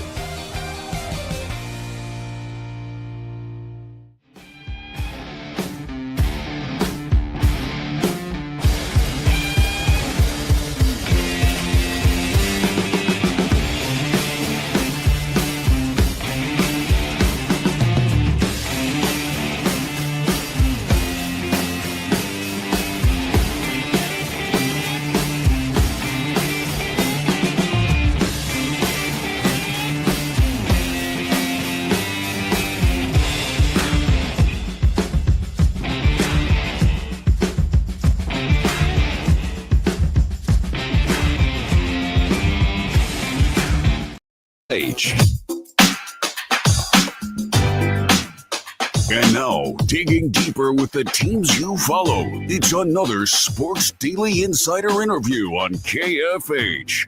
All right, welcome back, everybody, to Sports Daily. Jacob Albrock, Tommy Castor, joined by our Chiefs insider, Felix Johnson. If you're watching our video stream, sun's out, guns out for Felix here today. Look, we're going to trick the weather, right? We hadn't seen the sun in a little while. I get it, man. I'm ready. Hey, it's chest and arm day. I got to get things rolling. I got to get things going today. We got to get things all that popping. leg day stuff, massively overrated. The older you get, you can skip leg day. Don't. I just do it on Monday, so I don't have to do it later in the week. I don't have to look forward to it. So it's already done. I did it on Memorial Day. There you go. It's a slow time, Felix, in the world of the NFL. If there is a slow time, it is right now. I think, because we're about to get camps, we're about to get all this stuff. We're post-draft. This is it. This is where you sort of take a step back and chill, right? Like there's not a ton going on right now. Yeah, like 20 teams started OTAs today, or will be starting them today. And then there were some teams that started last week if they had new head coaches. So you're exactly right. I mean, when the hard work actually begins for the players and the coaches and some of the executives, that's when it kind of stops for us, where there's not a ton of things to talk about until we start to figure out who's actually going to be playing on week one. But it is kind of an interesting time if you want to get ahead, if you want to figure out who's going to be your guys at your fantasy sleepers or whatever the case may be. If you want to get ahead, you might as well start in May instead of September. What do we know about anything more about Aaron Rodgers? I know that he's still unsigned. We don't know if he's going to retire, if he's going to ultimately sign with the Steelers. What does your gut tell you on what he ends up doing? Aaron Rodgers he has kind of gotten interesting in the last week or last couple of days, because he's talking about maybe I'll go back to go to Minnesota, pull the old Brett Favre thing, go to the Jets, then go to Minnesota. There's talk of him going back to the Packers as a backup. There's just a lot of weird things. I think Aaron Rodgers just wants to stay around. I think he just realized that there's not a ton of other things other than football for him to do. And that sounds like it's like a really sad case, but that is the case for a lot of football players, especially for the case of a guy like Aaron Rodgers. He's won 4 MVPs. Of course, this has been his life's calling, and he is into all that weird stuff, whatever else he's into. He realizes that football is obviously more rewarding, and that's what he's been doing. And so that's what I realize. That's what I'm starting to think things are going on with. I think he doesn't want to go to the Pittsburgh Steelers because they haven't figured out an offense outside of Terry Bradshaw and Ben Roethlisberger in their entire history. So I think that he's kind of shying away from that, unless there is something like with the DK Metcalf part of it. If they would have kept George Pickens, I would have believed it a little bit more. To me, it's just go ahead and retire. The only thing Aaron Rodgers can do is win a Super Bowl to supplant, or emphasize his legacy. Yeah. He's not going to do that if he's the Vikings starter, at least. He's not going to do that if he's the Steelers starter. He's not going to do that as the Packers backup. So, frankly, retire. That sounds as simple, like we said, that's his entire life has been devoted to football. And now I'm just saying, give it away. But that's the only option that is plausible right now. Yeah, I agree. Who cares at this point if you're Rodgers? You're not. I've said that forever. Are you really going to win a Super Bowl with Aaron Rodgers? On both sides. Not Why as your did the starter. Steelers hold out for this? No, they're not going to. But then they go trade for DK Metcalf. It's like, all right. It's Pittsburgh. They love receivers, hate quarterbacks. But they don't love trading for it. They love drafting them because they do Yeah. it so well. It's just Yeah. it's wild to me. I want to, like, through these next couple of weeks, we're gonna have time for this. When we look at the Chiefs next year, what do you think, if they're like last year, it was very obvious what the Achilles heel was, right? It was left tackle. It was the protection of Patrick Mahomes. They have done a lot to try and address that. If there was one, is it still that? Does this team have a glaring Achilles heel right now as we look at this and try to get predictive with what the Chiefs might do next year? I think so. Obviously, because Jalen Moore has not really ever been a starter in the NFL backing up Trent Williams. But if you're backing up the best left tackle in the world, fine. Same thing with, we know the Kingsley Suamataia situation. If he's replacing Joe Thuney, is he going to be a valuable replacement for an all-pro guy?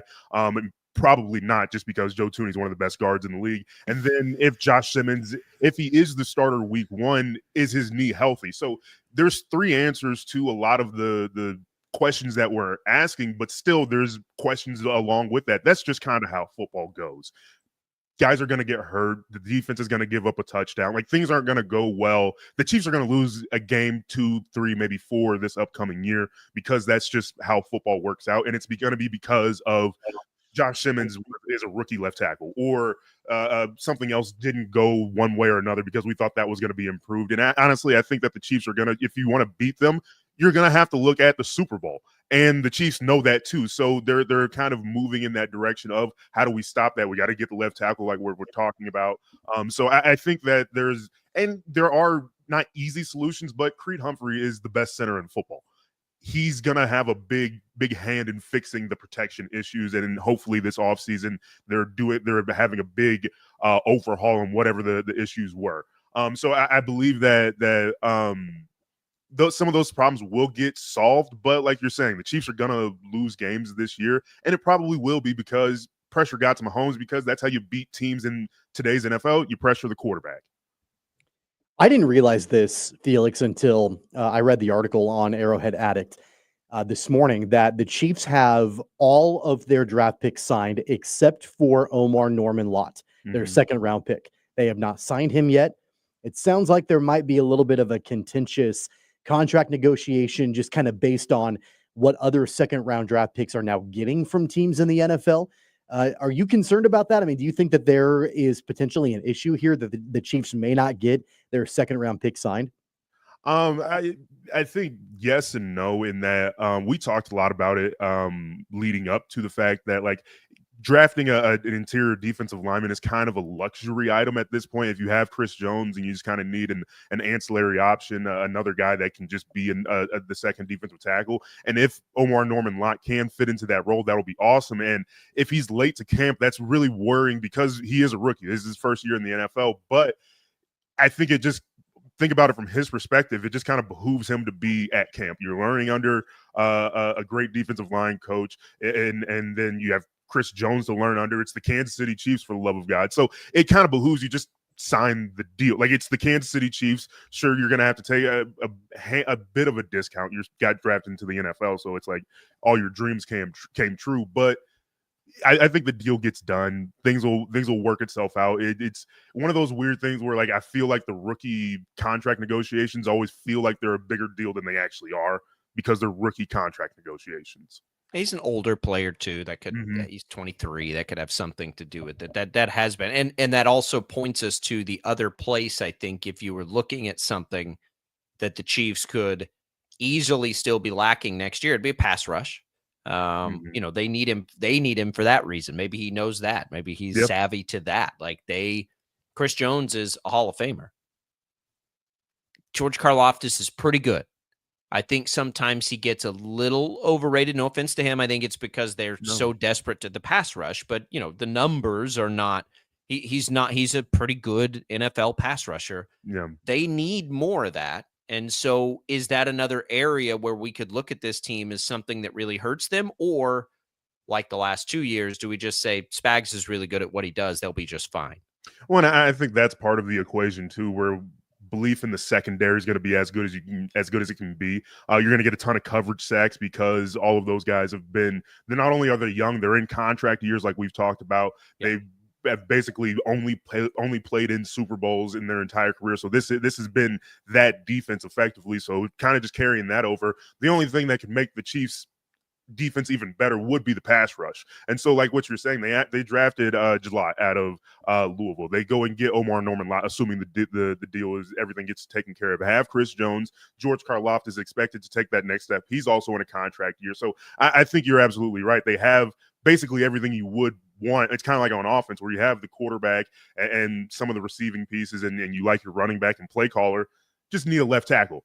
With on your defense, you just need your pass rush to be a little bit stronger. And even then, you've got Chris Jones on offense. You got Josh Simmons and a believer. You believe that he's going to be some people believe that he has the potential to be that franchise cornerstone. Well, on a different note, Felix, we haven't had you in since the NFL had that whole contentious debate about the tush push, and ultimately that failed at the owners' meetings. Where do you land on that? I mean, do you think that was the right decision? Were you surprised that they weren't able to get the tush push banned? Well, I think we have to be okay with the Frankie Louvu play now. Like it's one of those things where there's only one team who has fully mastered it, and it's the Philadelphia Eagles. Now we saw in the AFC Championship game, Josh Allen, and he's done it. I think it was a Monday night game with the Tennessee Titans. He's been doing effective. They've been running a quarterback sneak, and he's been screwing it up for years now because he false steps. And as an offensive lineman, the first step you take is forward. And Josh Allen at 6'6", 250 pounds, constantly takes his first step backwards and then moves forward, and it's always to the left or to the right. I can't remember exactly which way it goes. And so the Eagles are the only one that consistently do exactly what they planned on doing with it. And so I think that kind of played into it, whereas like until there's somebody else who can master this, whether it's they have a guy like Jalen Hurts who can weasel himself in there like he does, they have an offensive line like we do, which is incredibly hard to master, and you got to have a Jason Kelsey to mentor all these guys, and then it works out this year that you won the Super Bowl, and now people feel like they want to ban it even more because of that. So I think that the Eagles are this unique case of, yeah, no, we're the only ones that can do it, and you guys are just angry because we won the Super Bowl. But at the same time, you have to be okay with the Frankie Louvu play because that's the only way you truly stop it. And then we'll have to cross that river when we get there. Here's what I think will happen. You're going to see specialty players do this thing. It doesn't have to be the quarterback. Not everybody has Jalen Hurts, but Seattle, for instance, doesn't have to do it with Sam Darnold. They just drafted Jalen Milroe. Yeah.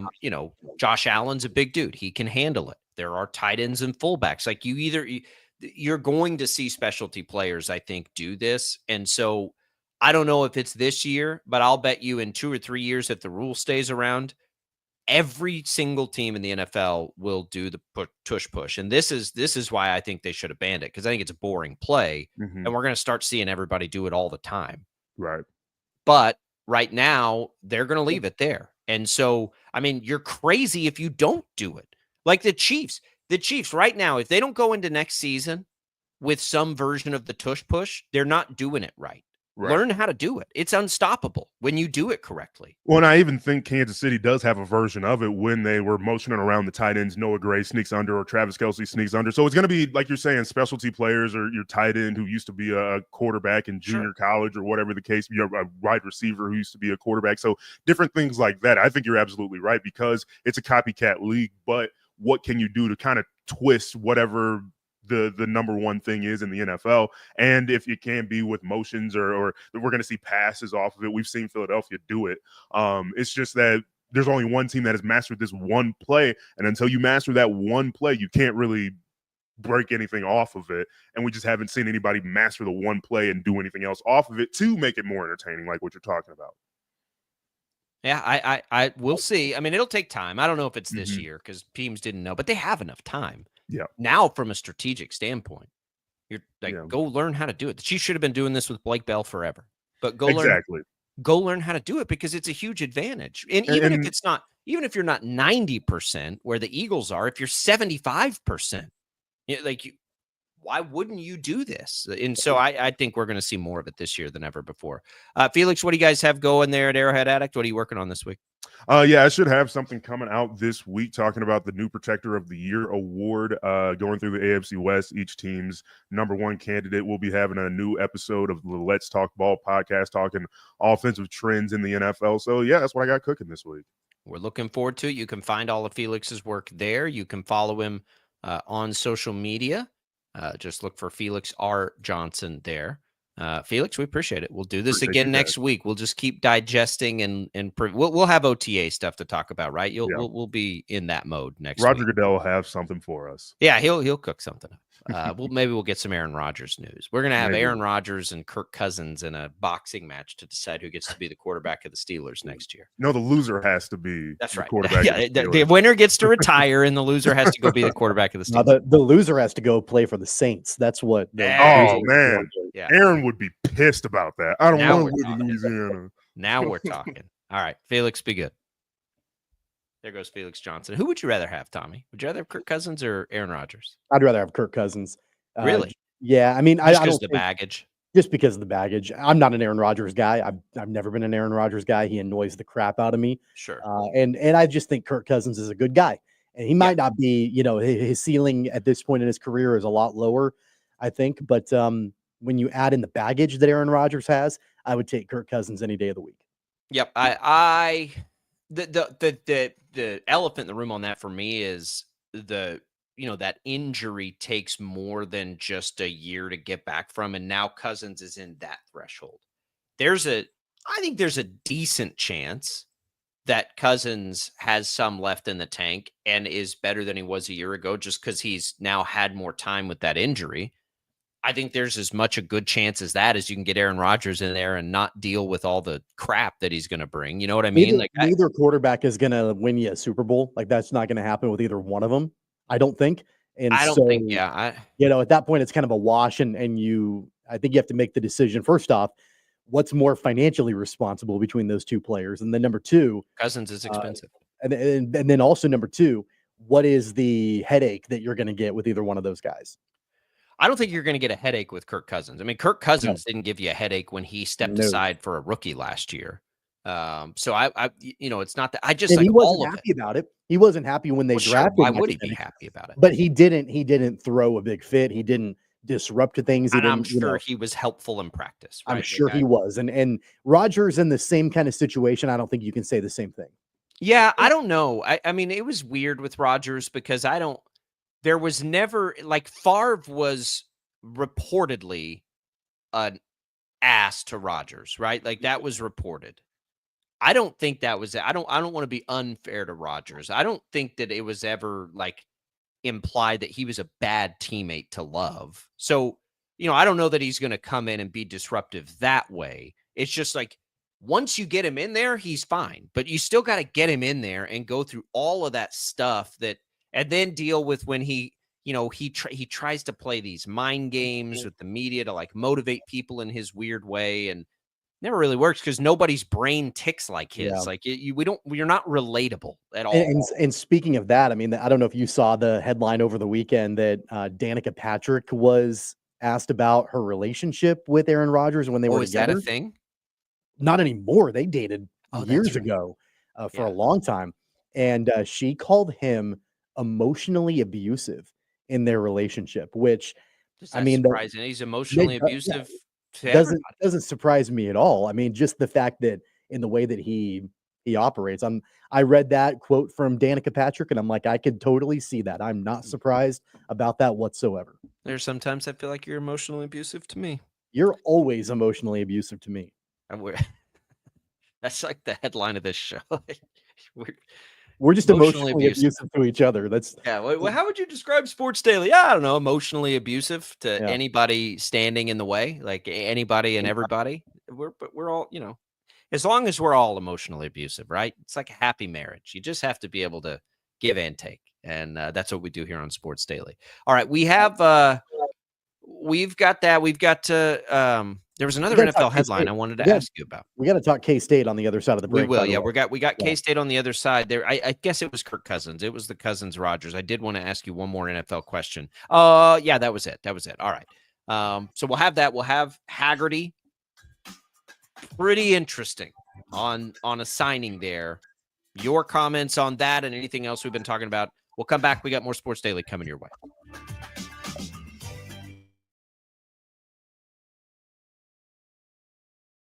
Lightning, hail, tornadoes, flooding. It's the worst of severe weather, and it's coming. Spring brings warmer temperatures, but also dangerous weather conditions. Stay up to date day or night with the Storm Team 12 weather app. You'll get accurate forecasts, so you can plan ahead and stay safe, no matter the weather. Download the Storm Team 12 weather app, brought to you by Stutzman's Greenhouse. The future of television has arrived. Next Gen TV is here with stunning video, movie theater quality sound, enhanced voice clarity, and interactive features, all upgradable for the future. Learn more at watchnextgentv.com. Sometimes people tell us, I don't get it, it's just tea. But let me tell you, we are so much more than just tea. With 20 plus flavors of sweet and unsweet iced tea, the possibilities are endless. Come on in and try them all for free to find your favorite or get us on the go for your busy lifestyle. And don't miss happy hour every day. So the next time someone tells you it's just tea, tell them to come by and find out why we say, drink tea, be happy. They're not just the canvas of our imagination. They tell a story. Clouds affect the events of your day. Sometimes they growl, sometimes they inspire, but they're always the messengers of nature's mood written in the sky.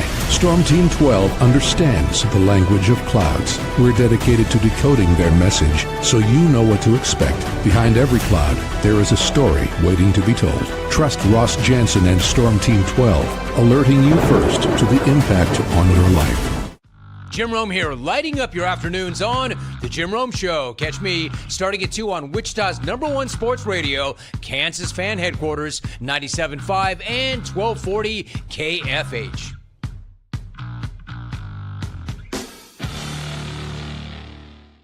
What is GMFB overtime? It's Peter, Jamie, Kyle, and Akbar breaking down the NFL 5 days a week. It's okay to be excited. It's this, that, and a whole lot of It's football for everyone. Weekdays at 10 a.m. on KSCW. Odyssey is one of the most influential audio and entertainment brands in the nation. You already know Odyssey's iconic local radio brands in Wichita. But did you know Odyssey has the country's best collection of music, news, and sports brands? Odyssey is also a premium podcast creator, major event producer, and digital innovator. Odyssey brings people together across the country and right here in Wichita. Odyssey also delivers meaningful radio and digital audio results. Find out our story and impact at odysseyinc.com/Wichita. Make yourself known now. 83101 in traffic pursuit. Oh my God, here. Investigate TV Plus begins with real people. We investigate stories that impact you. And inspire change every day. Something is broken. Real problems. Why are they hiding it? And real solutions. My daughter was dying in front of me. What was your reaction when he said that? Investigate TV Plus, weekdays at 3:30 p.m. on KWCH. Sometimes people tell us, I don't get it, it's just tea. But let me tell you, we are so much more than just tea. With 20 plus flavors of sweet and unsweet iced tea, the possibilities are endless. Come on in and try them all for free to find your favorite or get us on the go for your busy lifestyle. And don't miss happy hour every day. So the next time someone tells you it's just tea, tell them to come by and find out why we say, drink tea, be happy. Mornings are busy. We're here to make your mornings better. We report the stories that affect you. 3 more hospital lies from contaminated apple juice just a day after the FDA issued a recall. We're here to make your mornings better. Closing east and westbound lanes of K96 for repairs. With 12 News, you're prepared for your whole day. Scattered thunderstorms across the state into the afternoon. Stay a step ahead with 12 News this morning on KWCH and KSCW.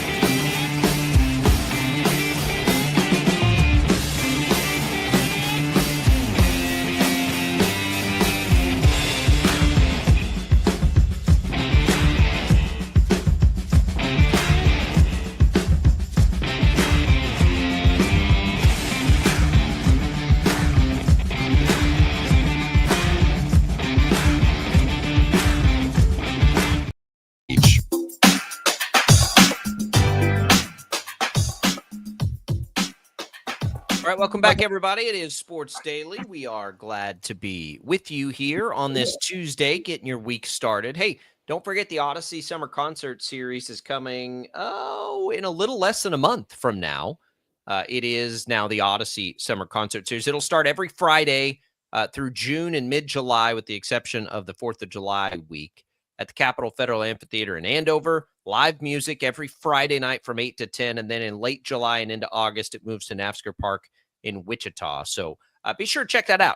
Great time, free, fun, couple hours of live music every Friday night. The Odyssey Summer Concert Series. Welcome back in here to Sports Daily. Tommy, since the last time we talked, we added a cat to the family repertoire. If you hear a little squeak here, it's because I'm trying to deal with that. But, all things, we're all smooth here. I was a little leery of this. We lost our family cat in October. He was like the perfect cat. I was like, all right, kids, that's it. And then, famous last words. You get a few months of your kids saying their literal prayers at night and hoping for a new cat. And eventually you break and it's like, all right, fine. So we have a cat now, a kitten. He's like a pound. He's very, very nice. Went out to a very sweet family out on a farm in Hamilton, Kansas to get him. And now we have a cat again. So congratulations are in order. How does your dog feel about this cat? She's a little scared of it, I think. I can't tell. Our dog is, she's 12 years old. Part of the reason I also justified it was to get our dog a cat, right? She lost her cat and now we got her another cat. But they're warming up a little bit. She is either scared of it or scared that it's going to hurt us. And I can't decide. I mean, it's one of those funny things. I'm pretty sure the 35-pound dog is scared of the 1-pound kitten. But right now it's just like they're cool, just sort of ignoring each other, but she has to bark at him a little bit just to let me know that there's a thing over there. And I'm not sure what I think about that thing. So I'm gonna bark at you here. But it's going good. They'll be pals soon. Nobody's hurt each other or anything yet, but it'll be fine. Kids are over the moon, of course. You should get one. You should get a cat. I know you're a big cat guy. Yeah, no, I'm good. I will pass on that. My wife is allergic to cats, and I hate cats, and so just those two things combined, we're never gonna get a cat. I like dogs versus cats. I'm definitely a dog person. I have no problem with cats. Grew up in the country. We had cats out at the barn. They were fine. They'd come say hi. You might play with them a little bit. No issue with cats. So I'm not only a dog person. I like most animals. So I'd never, though, been anywhere near an inside cat before I met my wife. And we had that cat, and that cat was just right. He was like my speed. I love that cat. And I'm like, I don't know that we can ever replicate that. So I'd been fine never having another cat. My kids, on the other hand, a different story. So now we have a cat, and I'm good. He seems great. He'll be fine. I don't think he's going to be destructive or anything like that. So it'll be fine. You can come play with him anytime you want, Tommy. I know you can't have one at home because your wife's allergic. So yeah, I will pass. I've had too many bad cat experiences. Yeah, no, I get it. I know a lot of people have. Yeah. Luckily, I've never had one, so I don't. Again, I'm not pro or anti cat. I liked the cat that we had. I like if a cat's outside, I'll pet it and play with whatever. But no, I'm a dog person. But I got my dog a cat. That's what I keep telling everybody. I got the dog a friend. All right, let's talk about this PJ Haggerty signing. I know people don't love the players like Rick. When we brought this up earlier, it was like he's a ball dominant guard. I get it. Jerome Tang needs a ball dominant guard though. So to me, I always thought I was like, he's going to go to Houston, right? They played that way last year. They have a need for it. This dude's totally going to Houston. That's what I kind of thought would happen. But Tang does a lot of that offensively, right? The thing that KState didn't do well last year that Houston did very well. If you watched Houston, they were totally fine with the ball dominant guards taking all the shots and then though making sure they were the best rebounding team and following that up with easy possessions, which is something KState must get better at. And they've begun to do some of those things a little bit, I think, with the roster. I don't know how this fits because I think they now have probably 2 or 3 ball dominant players. But it's hard to ignore getting a player like PJ Haggerty.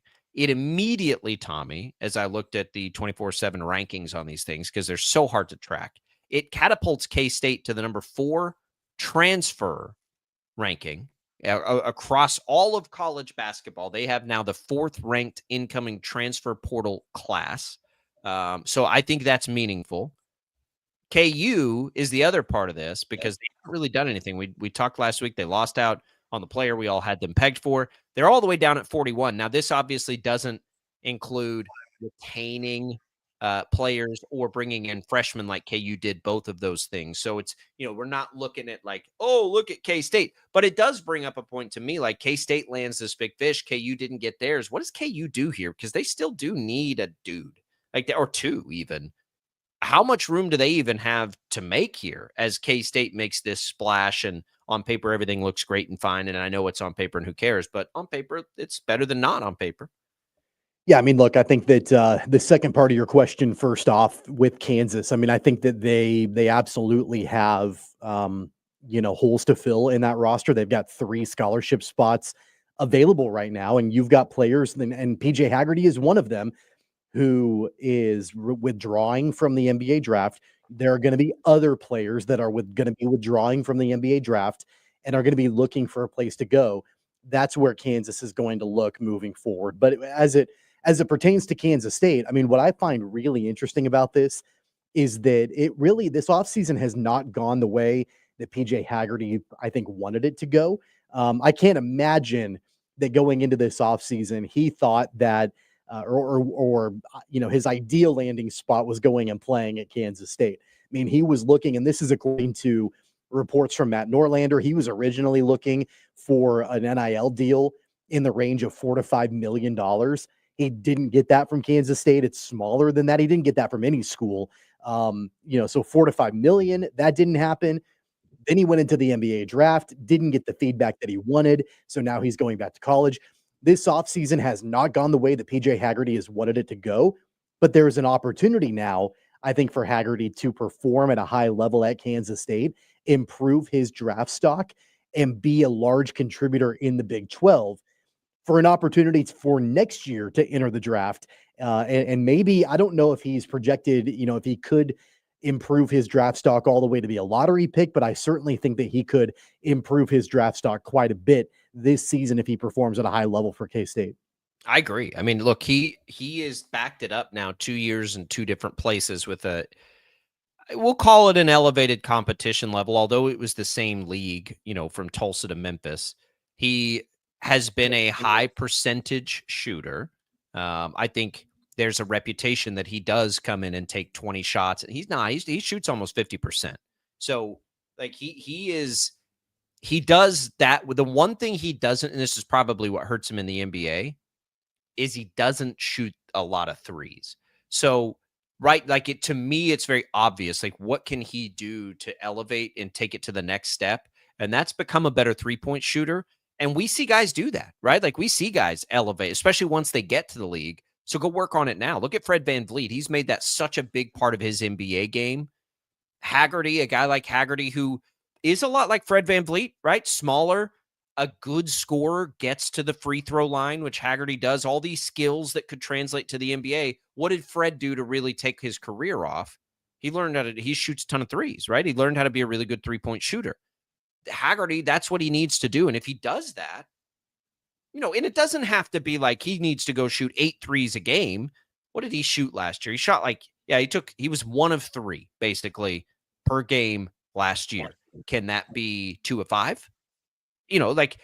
I think that's reasonable. I think it could be. And I think if he can do that, that's going to be what elevates his draft stock. I think the league probably likes the fact that he can get to the rim and score that way. I think the league probably likes that he's experienced at getting himself. Look at Shai Gilgeous-Alexander right now. He's not a 3-point shooter. He gets to the line, right? Like, there you go. If you want to know, like, what could PJ Haggerty strive for, it's to be SGA. And that would help K-State if he can do it.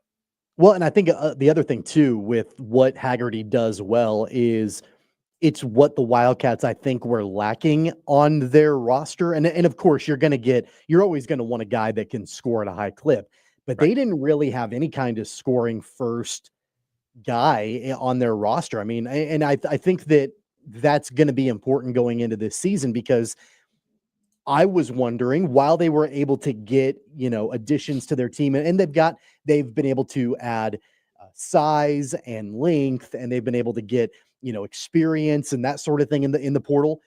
I think one of the questions, had they not landed Haggerty, would have been, where are they going to get scoring? How are they going to be able to get points? And I think that question, by and large, has now been answered with PJ Haggerty, because while he may be ball dominant, while he may be score first and all of that, that's one area that Kansas State really needed to address.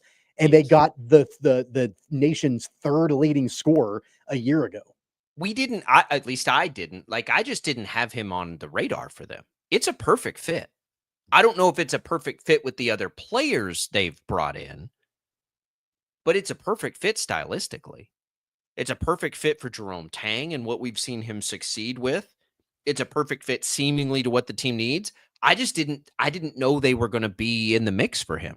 I think he's smart for going to K-State. I think there is a level of, if you're not going to go make the money you're trying to make, go to the place that can help you get to that point. And I think K-State's absolutely that place. I think it's a great fit. I love it.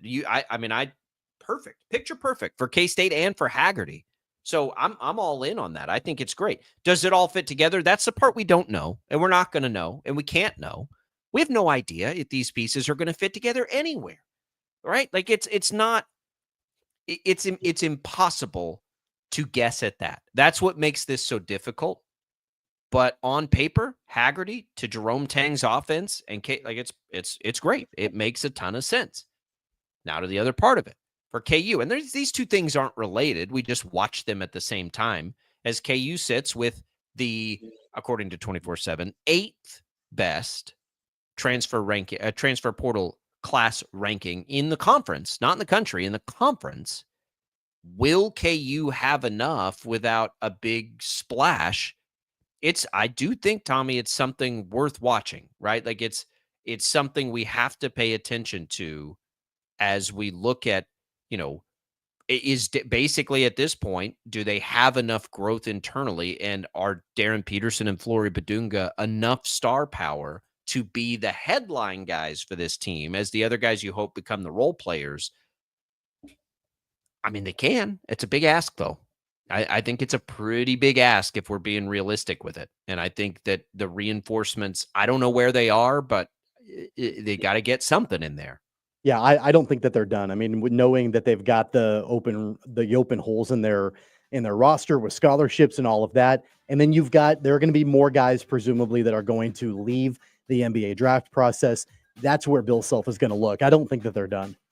I don't either, and they don't have to be, and they also don't. It's not like KU didn't need Haggerty. At one point, we thought that might be a good fit, and then it just didn't. It didn't make a lot of sense. But Shaq Moore came back too. I didn't even realize that. So we'll see. But good for K-State. That's a good one. That's a big one, and it gives them a little star power going in. All right, we'll come back. We got more Sports Daily. Don't go away.